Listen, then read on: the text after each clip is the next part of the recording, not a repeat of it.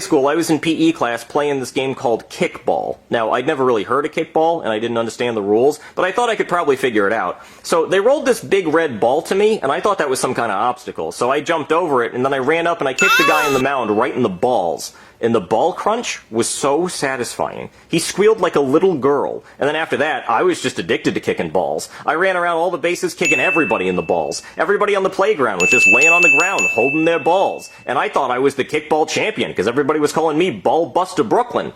Until the PE teacher ran up and told me to go to the principal's office for kicking people in the balls. So I kicked him in the balls, and then I went to the principal's office, and the principal told me that I was suspended for kicking people in the balls. So I kicked him in the balls too. And then they called the cops, and as you can imagine, I kicked them in the balls, and they were not happy about that at all. So they sent me to jail, they took my mugshot, I kicked the photographer in the balls, and then they sent me to my cell, and I kicked my cellmate in the balls. So then they sent me to the electric chair, and I kicked the executioner in the balls. And then after that, they didn't know what to do. So they called my parents, and my parents came and got me, and my dad said I was grounded for kicking people in the balls and that might teach me a lesson. So I kicked him in the balls. And then they sent me to a therapist to figure out why I was kicking people in the balls so much. And my therapist said it had something to do with unresolved feelings about my mother, so I kicked him in the balls. And then they sent me to a mental institution, and they put me in a straitjacket. But my legs were still free, so I kept kicking people in the balls. And then they put me in straight pants so I couldn't kick anybody in the balls. And then my parents and the teachers and the doctors and the cops and Bill Clinton, who was president at the time,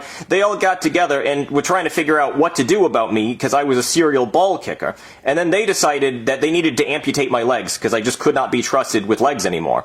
So they amputated my legs, and I haven't kicked anyone in the balls ever since.